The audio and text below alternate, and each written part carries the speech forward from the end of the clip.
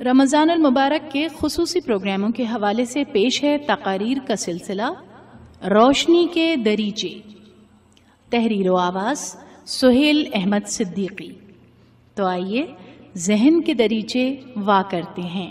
بسم اللہ والسلام علی رسول اللہ۔ السلام علیکم۔ صحیح بخاری شریف کی حدیث ہے، حضرت سہل بن سعد ساغدی رضی اللہ عنہ نے نبی کریم صلی اللہ علیہ وسلم کا قول مبارک نقل کیا۔ فرمایا، میں اور یتیم کا کفیل جنت میں یوں برابر برابر ہوں گے۔ حضور پرنور صلی اللہ علیہ وسلم نے اپنی شہادت کی انگلی اور درمیانی انگلی سے اشارہ کر کے واضح فرمایا۔ صحیح مسلم کی ایک اور حدیث میں یہ بھی وضاحت ملتی ہے کہ یتیم کی کفالت کرنے والا، خواہ اس کا عزیز ہو یا کوئی اجنبی، اسے جنت میں رسول مقبول صلی اللہ علیہ وسلم کی قربت نصیب ہوگی۔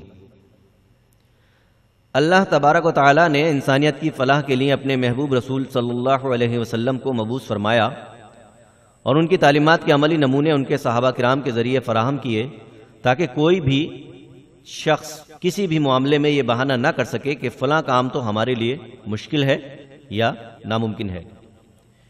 نبی کریم صلی اللہ علیہ وسلم کے چچا حضرت حمزہ رضی اللہ عنہ کے قبول اسلام کا واقعہ بہت مشہور ہے، آپ نے سنا ہوگا، پڑھا ہوگا۔ پھر ان کی داد شجاعت اور غزوہ احد میں شہادت کا سانحہ یقیناً اکثر مسلمانوں کے علم میں ہے۔ حضرت حمزہ رضی اللہ عنہ شہید ہو گئے تو ان کے 3 بچوں عمارہ، یعلا اور عامر اور اکلوتی بچی امامہ کی کفالت کا مسئلہ پیدا ہوا۔ روایات کے مطابق حضرت حمزہ رضی اللہ عنہ کی اکلوتی صاحبزادی حضرت امامہ رضی اللہ عنہا کی کفالت کے لیے 3 صحابیوں نے پیشکش کی اور دربار رسالت میں باقاعدہ دلائل کا تبادلہ کیا۔ حضرت علی کرم اللہ وجہ نے حضرت حمزہ رضی اللہ عنہ کے بھتیجے ہونے کے ناطے اپنا حق ظاہر کیا۔ حضرت زید بن حارثہ رضی اللہ عنہ کو مواخات میں حضرت حمزہ رضی اللہ عنہ کا بھائی قرار دیا گیا تھا، انہوں نے اس وجہ سے خود کو پیش کیا۔ حضرت جعفر طیار رضی اللہ عنہ جو حضرت علی کرم اللہ وجہ کے بڑے بھائی تھے، اس معاملے میں سب سے آگے تھے۔ وہ نہ صرف شہید صحابی کے بھتیجے تھے بلکہ ان کی زوجہ محترمہ حضرت اسماء بنت عمیس رضی اللہ عنہا، حضرت حمزہ رضی اللہ عنہ کی اہلیہ حضرت سلمہ بنت عمیس رضی اللہ عنہا کی بہن بھی تھیں۔ رسول مقبول صلی اللہ علیہ وسلم نے حضرت جعفر رضی اللہ عنہ کا دعویٰ قبول فرمایا، کیونکہ ماں کے بعد خالہ کا حق سب پر فائق ہے، اور وہ حضرت امامہ رضی اللہ عنہا کے خالو تھے۔ یہاں ایک اور بات یاد آئی، خود رسول مقبول صلی اللہ علیہ وسلم بھی حضرت حمزہ شہید رضی اللہ عنہ کے نہ صرف بھتیجے تھے بلکہ دودھ شریک بھائی بھی تھے، اور ان کی والدہ ماجدہ حضرت آمنہ رضی اللہ عنہا رشتے میں حضرت حمزہ رضی اللہ عنہ کی خالہ بھی تھیں۔ گویا خود رسول کریم صلی اللہ علیہ وسلم 3 رشتوں کی بنا پر حضرت امامہ رضی اللہ عنہا کی کفالت کا ذمہ لے کر تمام صحابہ کے حق کو ماننے سے انکار کر سکتے تھے، مگر آپ نے ایسا نہیں کیا۔ وجہ ظاہر ہے کہ اللہ کے رسول صلی اللہ علیہ وسلم نے یتیم کی کفالت کے اہم معاملے کو اپنے صحابیوں کے ذریعے مزید اہم بنا دیا۔ حضرت جعفر طیار رضی اللہ عنہ کے حوالے کر کے یہ واضح کر دیا کہ جب نیکی کا ایسا معاملہ ہو تو قریب ترین رشتہ دار کو ذمہ داری لینی چاہیے۔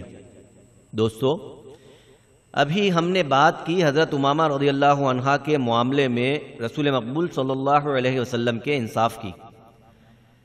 یہاں یہ بھی یاد رکھیے کہ اللہ کے پیارے رسول صلی اللہ علیہ وسلم نے بعد میں اپنا حق بھی استعمال کیا، مگر دوسرے طریقے سے۔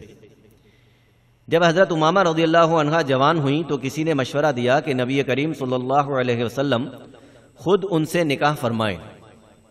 نبی کریم صلی اللہ علیہ وسلم نے انکار کرتے ہوئے فرمایا کہ امامہ میرے دودھ شریک بھائی کی بیٹی ہے، اور دودھ شریک رشتہ چونکہ سگے رشتے کے برابر ہے، لہذا ان سے نکاح جائز نہیں۔ پھر حضور اکرم صلی اللہ علیہ وسلم نے ام المومنین ام سلمہ رضی اللہ عنہا کے بیٹے حضرت سلمہ بن ابو سلمہ رضی اللہ عنہ کا انتخاب کیا۔ حضرت امامہ رضی اللہ عنہا سے ان کی مرضی معلوم کی اور نکاح کر دیا۔ دلچسپ بات یہ ہے کہ حضرت سلمہ رضی اللہ عنہ کے والد حضرت ابو سلمہ رضی اللہ عنہ شہید صحابی حضرت حمزہ رضی اللہ عنہ کے بھانجے تھے۔ ایک یتیم کا واقعہ دہرانے سے مقصد یہ حاصل ہوتا ہے کہ ہم جہاں تک ممکن ہو یتیموں کی مدد اور سرپرستی کریں، اور اگر کوئی بچہ ہمارے قریبی رشتہ داروں میں یتیم ہو جائے تو اس کو حقارت سے دیکھنے کی بجائے اس کی کفالت کی کوشش کریں۔ ہمارے درمیان بہت سے لوگ ایسے بھی ہیں جو یتیموں کا مال ہڑپ کر جاتے ہیں۔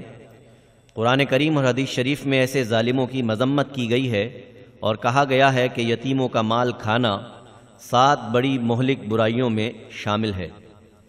اللہ تعالی ہمیں ہر قسم کے ظلم سے بچنے کی توفیق عطا فرمائے، آمین۔ ابھی آپ رمضان المبارک کے خصوصی پروگراموں کا سلسلہ سن رہے تھے، روشنی کے دریچے۔ مقرر تھے سہیل احمد صدیقی۔ تقاریر کا یہ سلسلہ آپ روزانہ پروگرام مائی ہوم شو کے دوران میں سن سکتے ہیں۔